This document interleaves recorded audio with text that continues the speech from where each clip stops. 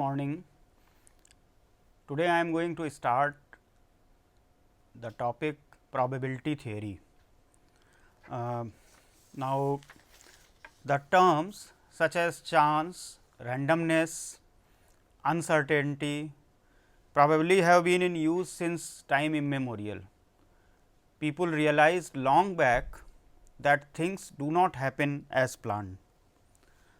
So, I am giving some examples of uncertainty in events, like what will be the weather tomorrow. So, whether it will be rainy day, whether it will be very cold, or whether it will be moderately cold, or whether it will be warm, or whether it will be cloudy. So, this is uncertainty. A child born today, what will be the height that he will achieve when he or she is adult. So, we know that in everyday life we cannot predict that what would be the actual height that an adult will achieve. So, this is uncertainty. We can consider, for example, what would be the total amount of food grains production this year. We may have a fixed area or fixed amount of seeds sown for a particular crop, but the ultimate food grain is dependent upon various things. For example, what is the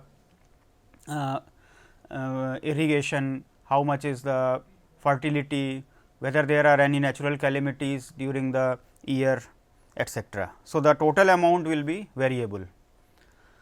We can never predict the complete age of a person. So, a person may be very healthy, but still he may die young due to various reasons. A person may be a precarious, but he may actually live much longer. During a cyclone, what is the height of a storm surge? If we take a medicine, suppose you get a common cold and you take medicine, but how much time you will take to get cured is not certain. What would be the blood pressure of a person? So, we measure the blood pressure when a patient goes to a doctor.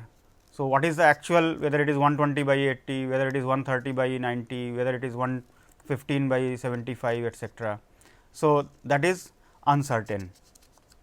What is the when we conduct a exam, so how many students score how many marks? So, this is uncertain. So, for example, I have written how many students score more than 75% marks in a test.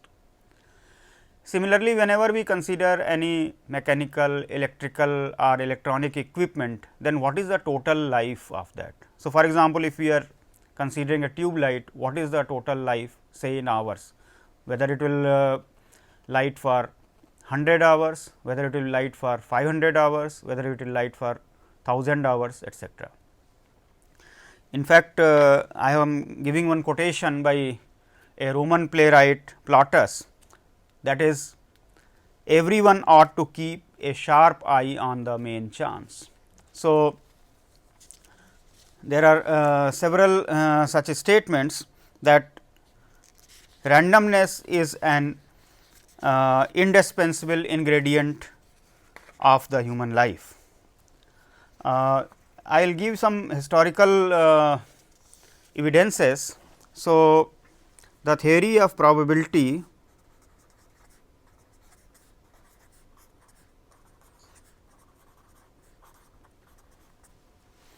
originated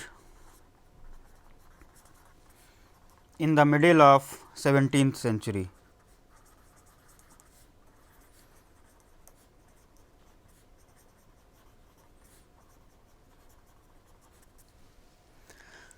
There are mainly studies by some mathematicians, namely Fermat, who was 1601 to 1665, Pascal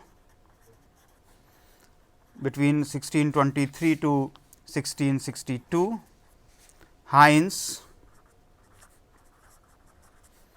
1629 to 1695, James Bernoulli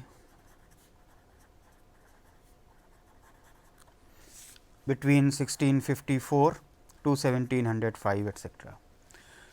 These are, you can say, some of the prominent mathematicians who started discussing among themselves various problems related to probability, and through their discussion and solving some of the problems, the subject probability started to grow. In fact, we can say that probably the physician and mathematician G. Cardano, whose time is from 1501 to 1575, probably he was the first to develop the systematic theory of probability. In fact, he was a gambler. That means, he used to play gambling games of dice, coin, cards, and therefore, his interest in the probability was actually originated to find out the probabilities of various possibilities when he is playing a game of cards or when he is playing a game of dice. So, just to show you the photograph, he is actually Cardano. His work was published in 1663, much after his death, and it was a 15-page notebook consisting of 32 small chapters, the book on games of chance.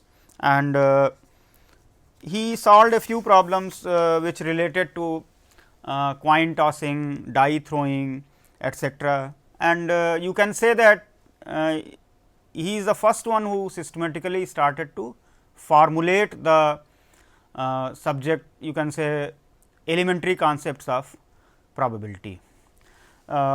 Thereafter, the subject was picked up by various other mathematicians, I named Fermat, Pascal, etcetera, and through their discussions, the subject started to crystallize. Now, what I will do? I will give you some elementary concepts of the probability, and through that I will give you some definitions of probability, through which the problems of probability can be solved. So, let us look at the terminology first. So, the first terminology is the term experiment. So, what is an experiment? In scientific terminology, an experiment is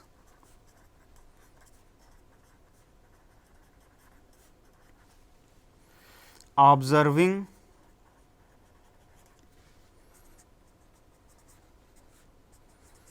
something happen or conducting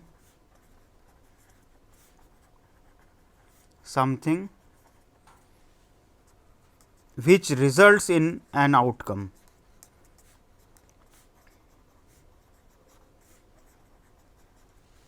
So, let us consider examples here. I gave you few examples in the beginning. Let me repeat some of those examples and say that how it is an experiment. So, I mentioned here weather tomorrow.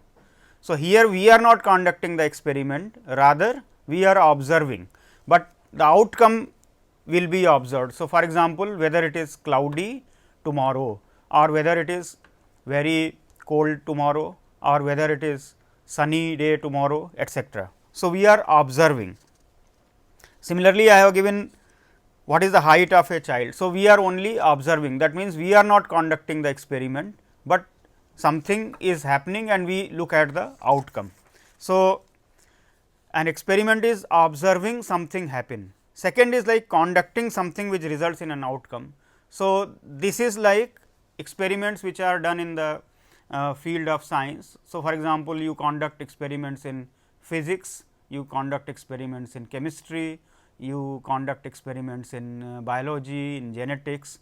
There are large number of theoretical or practical experiments which are conducted in the laboratory conditions, where the outcome will be something. Now, there are two types of things. One is deterministic experiment.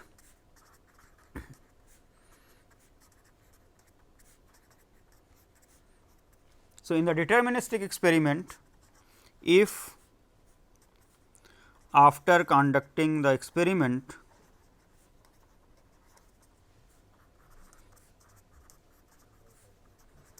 we know the outcome of the experiment,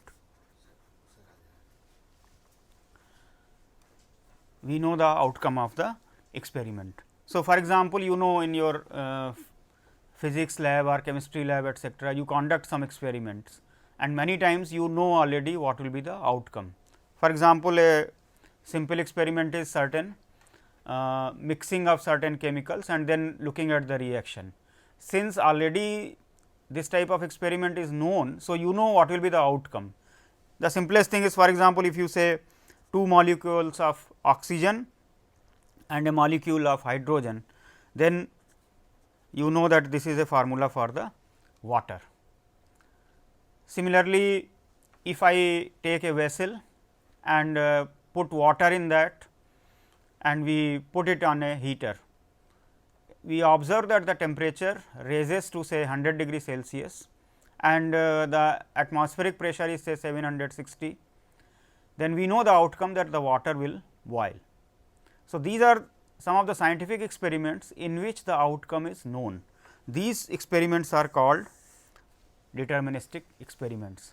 In probability theory, we are not bothered about such experiments. We are bothered about experiments which are non-deterministic,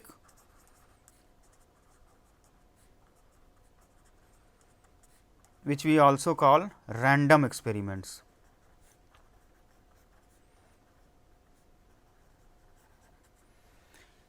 In non-deterministic or random experiments, we observe the experiment or we conduct the experiment, but the outcome cannot be predicted in advance. So, starting with the simplest one, like if we consider a coin and we toss it, then we do not know whether head will come up or tail will come up. If we toss a die, then we do not know whether you will get 1, 2, 3, 4, 5 or 6. If we consider a well shuffled deck of cards and we draw a card at random, then we do not know which of the 52 cards will come out. Now, these are some of the, you can say, textbook or classroom kind of experiments, but you generalize it to the experiments which I mentioned just now. So, for example, observation of the weather. So, no matter what scientific knowledge we have or how much scientific development we have, but to say exactly at what time what temperature of the day will be there with certainty we cannot say. So, therefore, there is uncertainty here, it is random experiment. Similarly, about the height of a child, the life of a person or life of an equipment. So, no matter how scientifically precise we produce a manufactured item, say for example, a light bulb, but can we say that what would be its actual life, whether it will be 5 hours, whether it will be 20 hours, whether it will be 1000 hours, we cannot say. Exact one cannot be, you may give a range, maybe you can say it will be between 5 hours to 50 hours or a statement like that. So, you can give an approximate statement, but you cannot give a fixed statement. Therefore, these are all examples of non-deterministic or random experiments. So, formally I can give a definition: when an experiment is conducted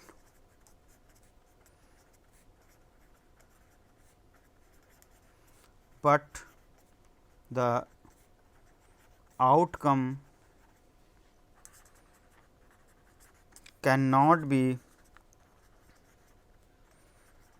predicted in advance, then it is called a random experiment.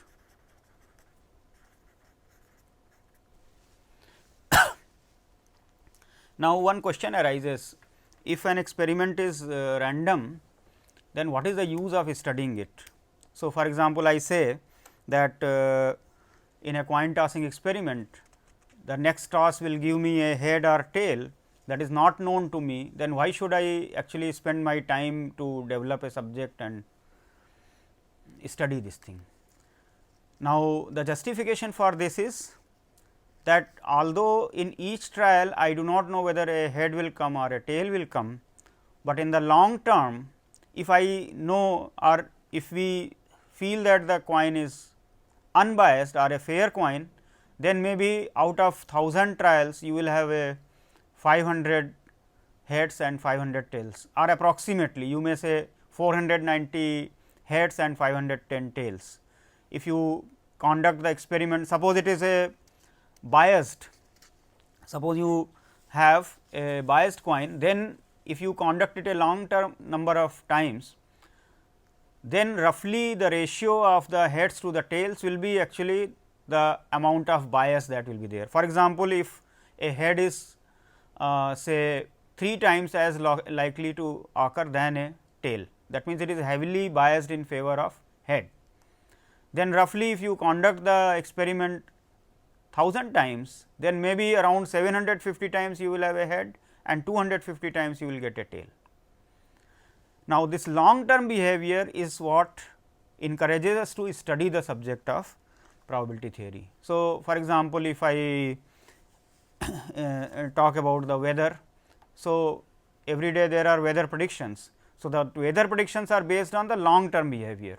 So, like we say tomorrow it is likely to touch the temperature between 20 to 22 degree of Celsius in Delhi.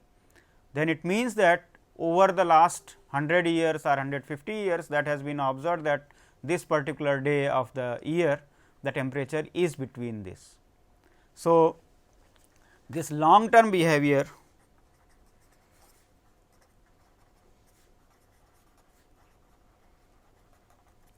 which is called statistical regularity. This is what encourages us to study the subject of probability theory, because although each experiment what will be the outcome at each trial we may not be able to say, but in the long term we know what is the proportion of the trials which will result in particular outcome. Now, our concern is only to study the random experiments. So, when we are conducting a random experiments, we do not know what will be the actual outcome, but we know that the outcome can be something which I can enumerate. So, if we consider this enumeration, we make it as a set, then that set is called a sample space. So, we give a formal definition: the set of all possible outcomes of a random experiment is called the sample space.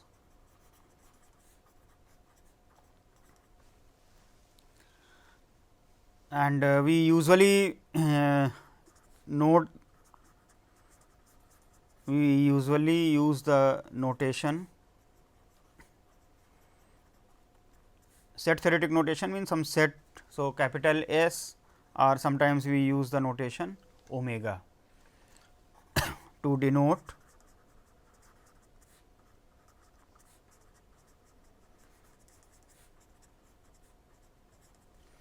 So, let me give examples of some such things.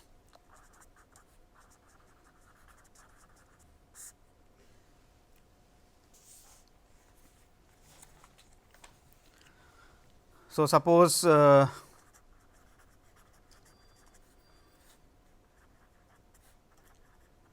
two coins are tossed. Now, when the coins are tossed, then what do we look at? We look at whether head has come or a tail has come. So, if two coins are there, then the possibilities can be both can be heads, both can be tails, one can be head and one can be tailed. Now, if two coins are there, then head and tail can interchange also, like first one is head, second one is tail, first one is tail, second one is head, etc. If we count like this, then the sample space can be written like this.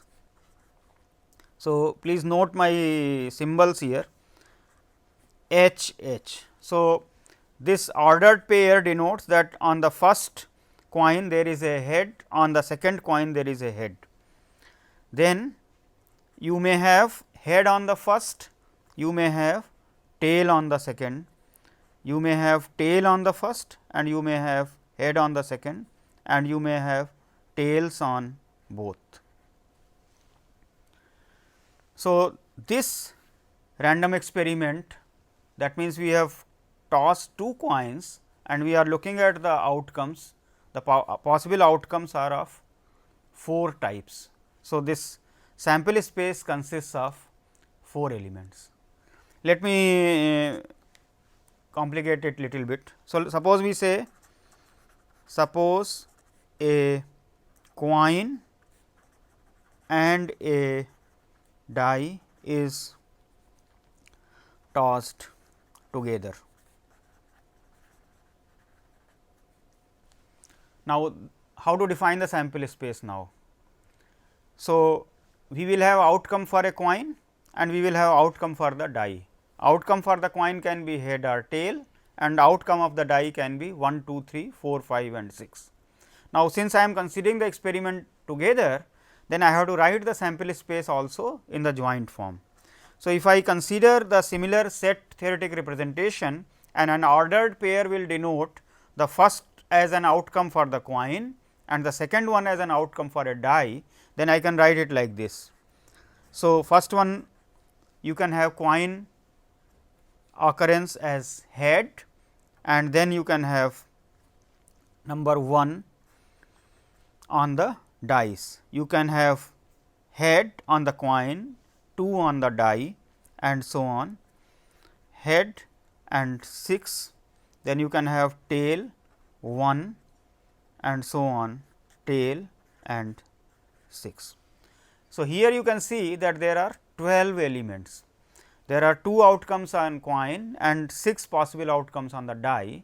So, 2 into 6 you have 12 possible outcomes in the sample space.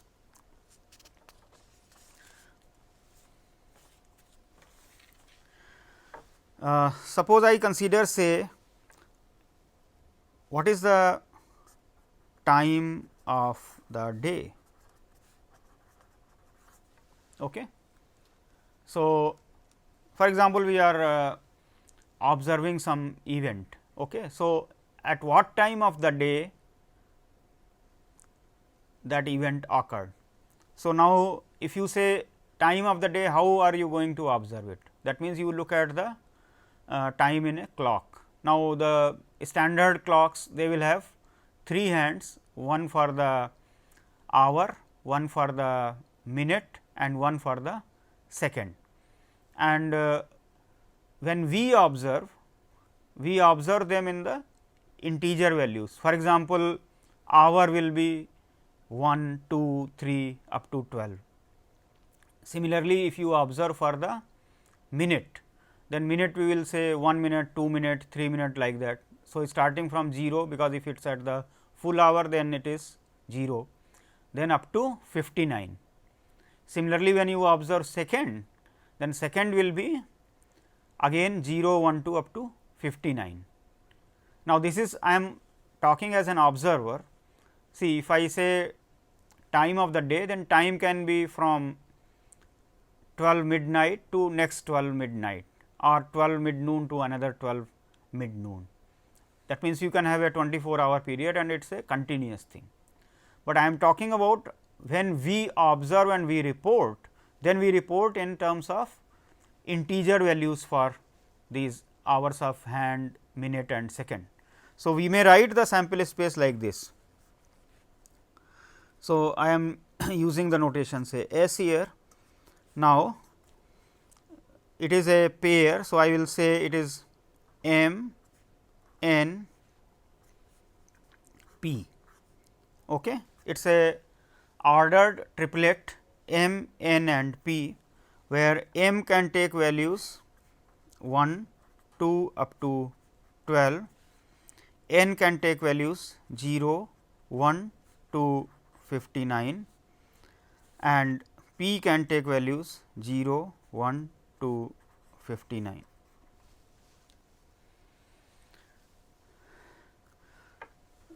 If we consider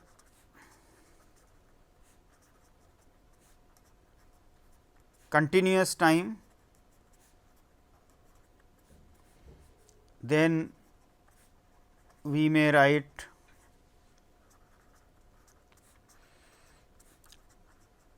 the sample space as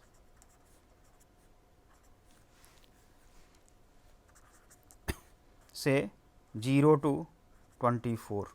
That means, any time between say 12 midnight to 12 midnight. So, if we are using the standard terminology, then 0 to 24, but here then I can take like even in the second I can split. So, depends upon the recording device that you are having, then we may write like this also. Now, one should not get confused between these two representations. When we actually solve a particular problem, then we have to fix our sample space. If we consider different sample spaces, then the different ways of attacking the problem will be there. I will give another example for this. Suppose I consider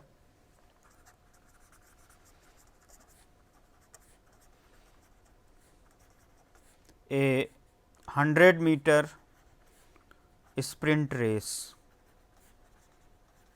say of Olympic standard.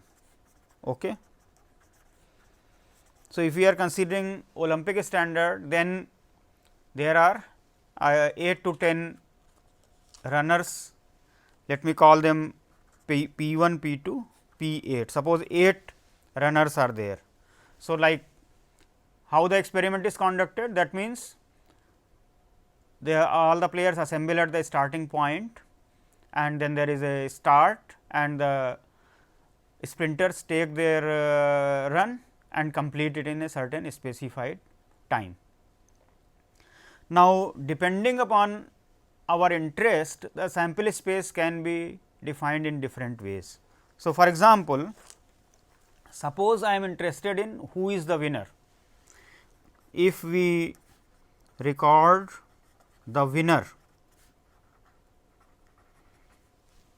then the sample space can be written as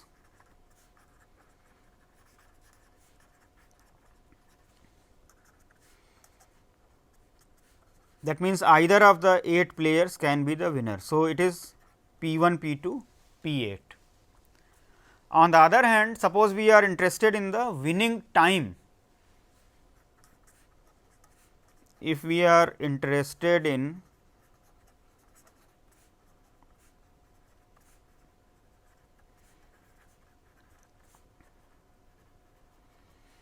then the sample space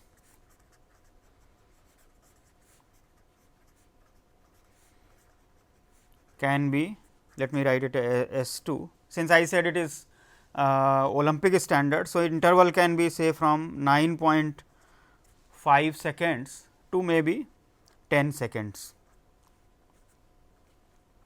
Here the recording is in seconds. Now, you can see that for the same problem I am having two descriptions of the sample space. Now, this is an important point when we solve a problem of probability, then we should correctly specify the sample space. That means, your sample space is related to what type of thing you are interested in. If we are looking at a particular player being winner, and then we want to look at the probability of that, then we have to look at the possibilities of who can be the winner. So, this is the sample space. Whereas, if I am asking a question, what is the probability that the winning time will be a world record. So, for example, we know currently the world record is 9.58 seconds. That means, between 9.50 to 9.58, if the time is there, then it will become a world record. So, the time taken here, that will determine that the sample space has to be described in this particular fashion. Of course, there are different ways of answering these questions, but that we will come later when we discuss the various methods of finding out the probabilities. Let me take another example of the sample space. Suppose I am considering we record the number of accidents taking place in a city in a year. Okay. In 1 year, how many accidents have taken place? Now, how do you define the sample space here? So, maybe in the whole year there was no accident, 1 accident, 2 accidents and so on. Now, the thing is that what would be the upper limit? Here what happens that although theoretically we know that the number of accidents will be finite only. So, maybe there are suppose it is a small city. So, maybe there are 50 accidents in a year. Suppose it is a very large city like Delhi or Bombay, then the number of accidents may be running in thousands. So, maybe 10,000 accidents are there. Then how do you write, like will you write 0, 1, 2 up to 1000? Actually, we do not need to put a upper limit here, we can write it as an infinite valued sample space here. What happens that when you allot a probability distribution based on certain methodology, then there will be higher probabilities allocated to the values which are in the beginning, and as the value increases the probability becomes very small.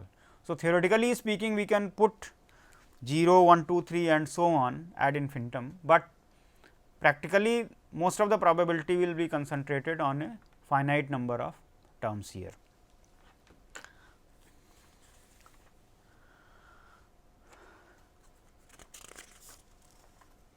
Similarly, if I am considering say life of an organism, okay. Again when we say life, then the life of most of the organisms will be finite. So, you can put an interval like 0 to say 100, suppose I am recording in years, months, minutes, seconds, depending upon what kind of organism you are having. So, for example, if you are considering life of a human being, then you may consider say 0 to 150.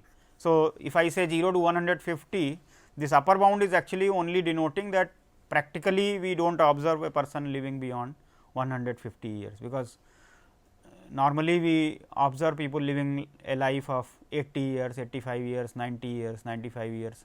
There are people who are completing 100 years, but there will be normally very rare persons who are crossing say 110, because then their names will be coming in the Guinness Book of World Records, etcetera. And there will be hardly anybody who will be reaching the life of 150 years. So, it will be a practical way of putting the sample space, otherwise theoretically you may say okay, put 0 to infinity, okay. But in a practical sense we may limit our sample space as an interval 0 to 150 if we are recording in the years. Now, I will introduce other terminologies. So, first thing that we have seen in probability theory, we are concerned about experiments which are non-deterministic in nature. So, we call them random experiments. I have given several examples of that.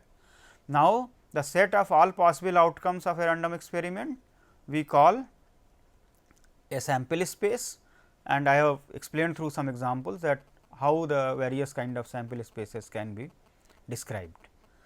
Now, the next thing is that what do we actually study in a probability theory. So, a question, a normal type of question I will say, what is the probability that the life of the bulb will be between 20 hours to 25 hours.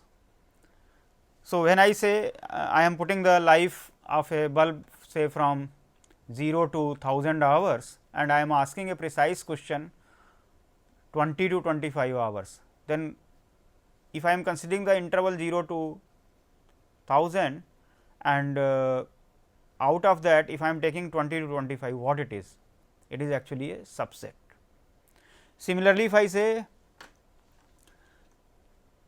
if a coin is tossed, I am getting a head or a tail. So, if I say what is the probability that there will be a head? So, what is head denoting? Head is one possible outcome out of the two possible outcomes here. So, this is a subset if I consider H of H and T. So, in general when I am saying I want to find out probability of something, that something is called an event, and then event in mathematical terms is nothing but a subset of the sample space. So, let me then formally define. In probability theory,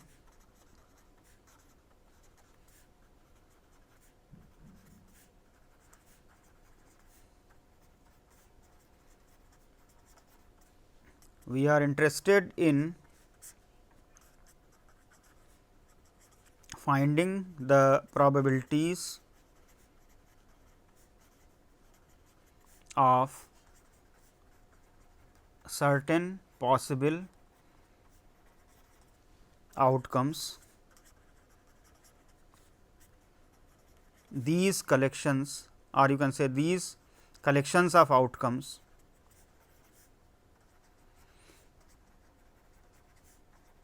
are called events. So, an event is a subset of the sample space.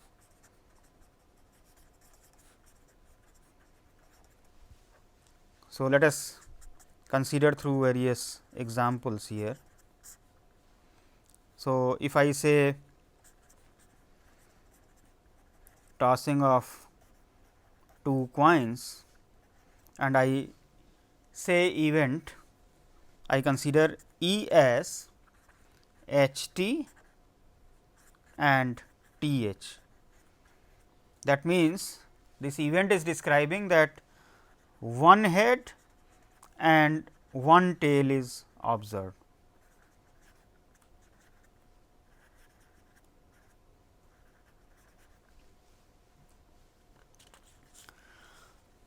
Similarly, let us consider, say, I am considering the amount of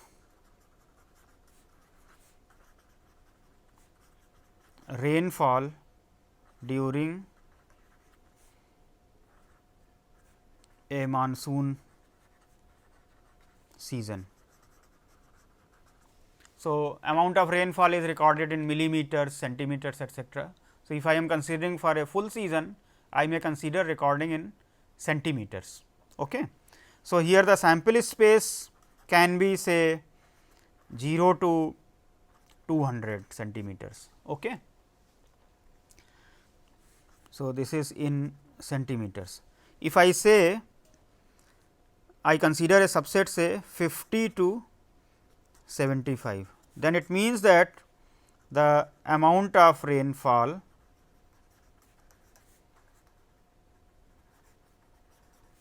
is between 50 to 75 centimeter. So, here you can see this E is a subset of S. So, in general then what I am saying is that any subset of the sample space is an event. What you can observe here is that we are moving slowly towards mathematical representation of the probability. When I mentioned to you that in the 17th century or 16th century Europe, some of the mathematicians started discussing the problems of probability. So, they were talking like in tossing of a 3 dice, what is the probability that an 18 will be observed? In tossing of say 2 coins, what is the probability that one tail will be there, etcetera. This kind of problems they studied. Since they did not have the mathematical framework of set theory that time, so they were discussing it in a very verbose fashion by describing the event and then writing down lot of possibilities in essay type of language, and consequently they were trying to find out the solution. Sometimes they got it correctly and many times they got erroneous answers also. So, the reason was that they did not have the set theoretic framework at that particular time. The set theory, as you know, it developed only in the late 19th century by George Cantor. So, now when set theoretic notations are there, then you will see that the definitions and the consequently calculation of the probabilities becomes very simple. So, now the first thing I have mentioned, we have a sample space which is actually a set. the set of all possible outcomes. So, we have given a set theoretic notation. Now, the second definition I am talking about, that is of an event. So, event is nothing but a subset of the sample space. So, that means we are particularly trying to follow the notations of set theory here, and you will see that things become very nice, or you can say comfortable for actual definitions of the probability through this. Now, when I talk about the event, then we have several kind of events. So, as soon as we talk about an event, there can be some sort of vague statements that we use in day to day life. I am certain that it will rain in the evening, or you say, oh, it is not possible. So, that means we are giving some events, or you can say we are talking about something with certainty by saying that either it will actually happen or it will not happen. Now, these events are also considered in probability theory. So, we call them sure event. That means, the event that will certainly happen. So, for example, if we are considering tossing of a die, and if I say a number less than or equal to 7 occurs, then certainly it will happen. Of course, that means we are saying that the die will actually fall on a certain surface, and we observe the upper face of that. So, the number will be 1, 2, 3, 4, 5 or 6, because these are the 6 numbers which are there on the die. Of course, we are excluding the possibility that something supernatural may happen and the die may vanish, etcetera. But otherwise, we know that if we are specifying anything from the sample space itself, then it is a sure event. So, if I say in the monsoon season the rainfall is less than 10,000 centimeter, then certainly it is sure event, because rainfall cannot be more than 10,000 centimeter during a monsoon season, because more than 10,000 centimeter means it will be flooding the whole of the country itself. So, that is not possible. So, if we want to use a set theoretic notation, then we can use S itself.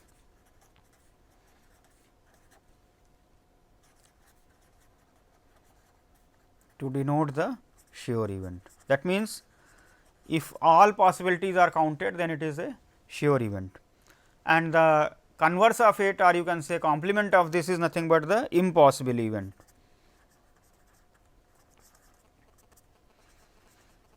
Like if I say, if a die is thrown and we say that the number is greater than 10. So, in a die you are having numbers 1 to 6 and you say 10 will occur. So, it is impossible. So, this is denoting by null set or empty set, because that possibility is not there. We use the notation phi. Okay. Now, once we are describing the events by the sets, then naturally in mathematics you already have the notations of set theoretic operations. So, certainly if an event A is corresponding to set A, set B is corresponding to an event B. So, A and B are events and they are sets. Now, in the set theory we have union, intersection, difference, complement, etcetera. So, naturally that will lead to construction of new events. So, let me talk about that. So, union of two events. So, if I say A and B, okay. So, let A and B be two events, okay. Then A union B, in set theory it means that we are consisting of all the elements which are in A or B or both. So, here it will mean happening of either A or B or both. So, we can say like this: occurrence of either A or B or both. So, we can also say occurrence of at least one of A and B. Now, this representation is good because we can actually use it to write for more than 2 also. See, we can talk about union of 3 also, like A union B union C. Now, little bit let us take more mathematical notation. I will give some notation called union A I, that is I is equal to 1 to n. What is it means? I am considering A 1 union A 2 and so on union A n, that means union of n events. So, in mathematically you can find these sets, it means that elements are must be in A 1, elements must be in A 2, etcetera. That means, all the elements which are either in A 1 or A 2 or A 3 or in A n or in 2 of them or in 3 of them, etcetera, all of them will actually belong to union A I. So, this in probability terminology it will mean occurrence of at least one A I for I is equal to 1 to n. Let us extend it little bit more. We can consider union A I is equal to 1 to infinity. In place of a finite number of terms, I can consider even infinite number of possibilities.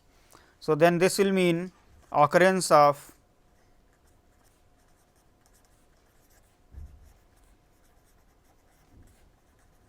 at least one A I, where I is equal to 1, 2 and so on. So, this union of two events I am able to describe in terms of events. That means, in event how it means? It means occurrence of at least one of them. Similarly, you have intersection of sets. So, that will lead to the interpretation for the intersection of events. So, for example, if I have A intersection B, in set theory it means that the elements which are common to A and B. So, in probability it will mean that simultaneous occurrence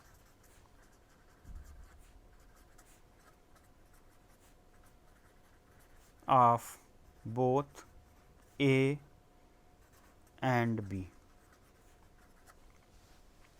Now, likewise we can extend this concept to more than 2, that means A 1 intersection A 2 and so on intersection A n. So, it means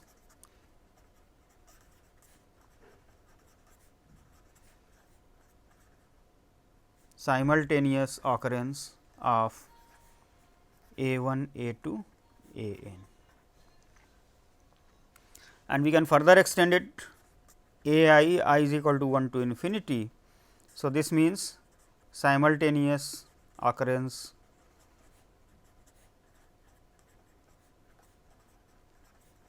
of A 1 A 2 and so on.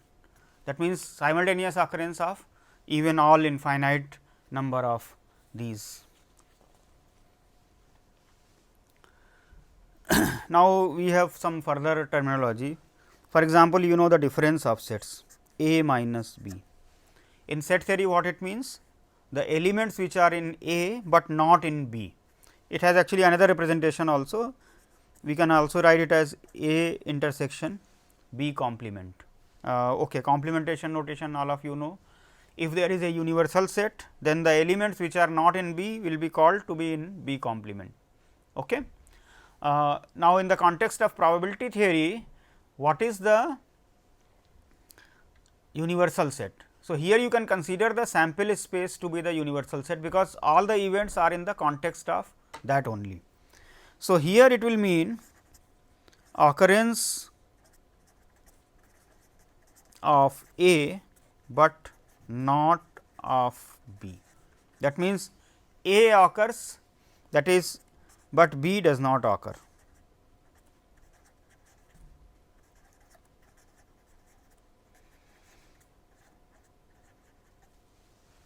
So, this is the interpretation for A minus B.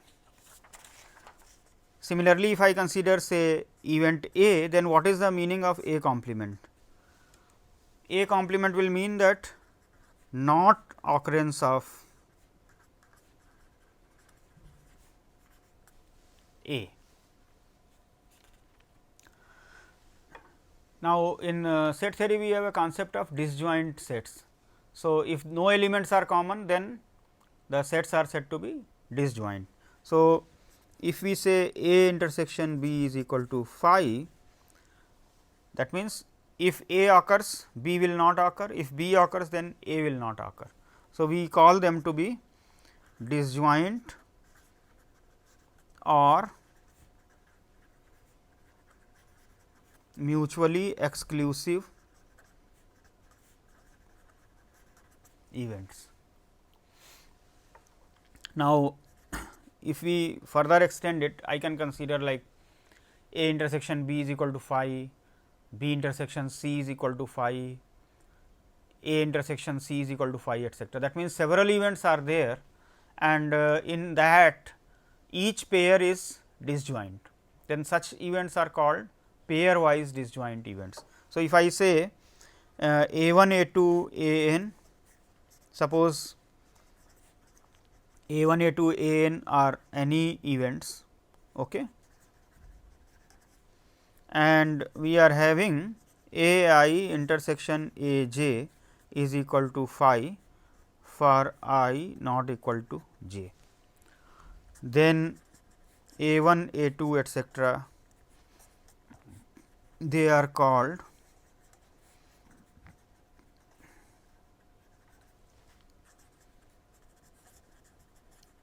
pairwise disjoint events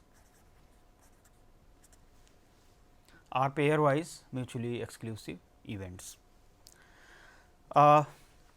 If I have a certain sample space and I am considering certain events out of that sample space in such a way that if I consider all of them together, then that gives me the full sample space, then they are called exhaustive events.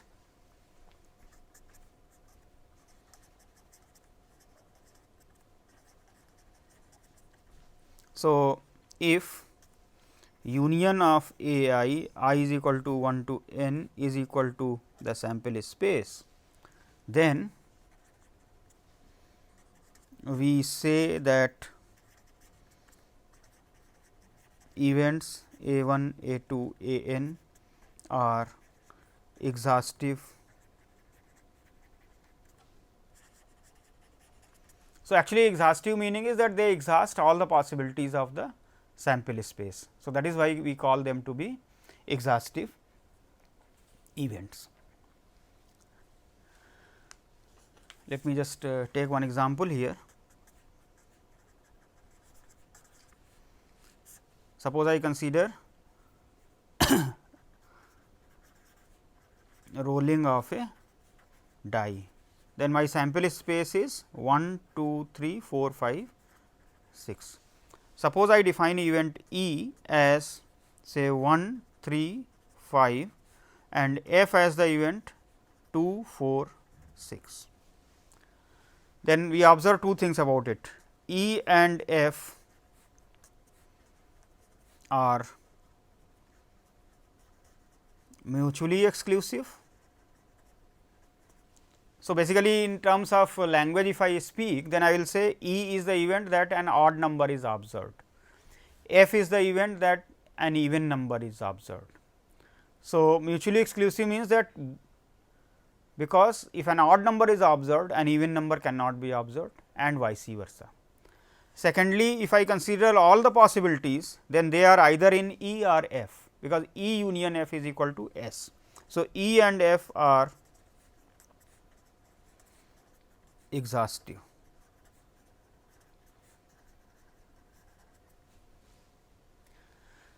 This nomenclature of mutually exclusive and exhaustive will be the one which will be used for actually the first definition of probability. So, in the first lecture I have actually introduced little bit of historical context of the probability theory, where all it is useful, why we actually want to study this thing, and second is that some basic terminology has been given. In my next lecture, I will introduce the basic definitions of probability theory, how the probability is introduced, and then we will proceed to consider its advantages, disadvantages. We will look at some of the problems. So, in the next 4-5 lectures, I plan to give a basic understanding of probability theory, which is useful at class 11 and 12 level. Thank you.